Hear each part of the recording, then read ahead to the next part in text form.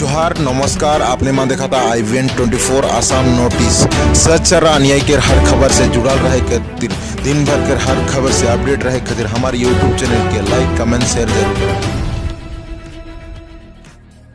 नमस्कार साथियों, 75 साल में जो इस देश में नहीं हुआ वो हो रहा है। देश की संसद में मोदी सरकार द्वारा संविधान को बुलडोजर से कुचला जा रहा है, संसदीय परंपराओं को रोंदा जा रहा है, प्रजातंत्र और विपक्ष की बोलने की आवाज को दबाया जा रहा है। देश के इतिहास में पहली बार 75 वर्षों में 141 सांसदों को मोदी सरकार ने प्रस्ताव लाकर निष्कासित कर दिया। पहली बार 75 वर्ष में विपक्ष मुक्त संसद बना दी गई है, वो लोकसभा हो या राज्यसभा हो। क्या देश का संविधान बच पाएगा? क्या देश का प्रजातंत्र बच पाएगा? क्या देश में संसदीय परंपराएं बच पाएंगी? ये सवाल है जो बड़े से बड़े पद पर बैठे लोगों को, पूरी सरकार को, देश के प्रधानमंत्री को, लोकसभा और राज्यसभा के सभापति महोदय को खुद से पूछना पड़ेगा कि विपक्ष अगर होगा ही नहीं, अगर विपक्ष को सरकार निष्कासित कर देगी प्रस्ताव लाकर, तो संसद चलेगी कैसे और संसद के क्या मायने बच पाएंगे। और आज चर्चा हुई किसानों के अपमान की, क्योंकि एक व्यक्ति विशेष ने कुछ कह दिया था। मैं पूछता हूं मोदी सरकार से, जब लाखों किसान दिल्ली के दरवाजे पर 3 काले कानूनों के खिलाफ भूखे प्यासे बैठे थे, सर्दी में, धूप में, गर्मी में, तो क्या उन किसानों का अपमान नहीं हो रहा था?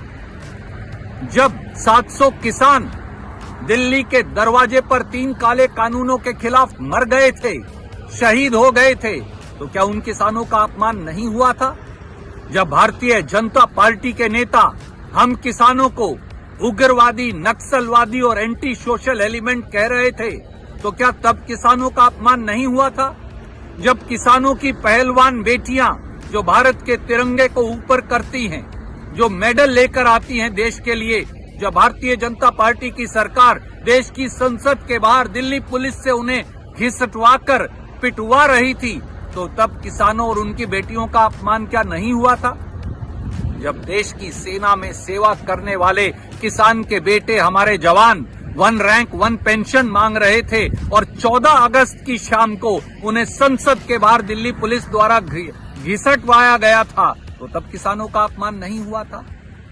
पद पर बैठे हुए हर व्यक्ति को ये सोचना पड़ेगा कि गरिमा का मापदंड क्या है। कोई कितने भी बड़े पद पर बैठा हो, वो प्रधानमंत्री हो, वो गृह मंत्री हो, वो राज्यसभा के उपसभापति हो, वो लोकसभा के स्पीकर हो, या वो देश के राष्ट्रपति भी हों, उनकी जात और धर्म नहीं होती, उनका कर्तव्य का बोध होता है। और कर्तव्य का बोध है संविधान की रक्षा करना, कर्तव्य का बोध है संसदीय परिपाटी और गरिमा की रक्षा करना।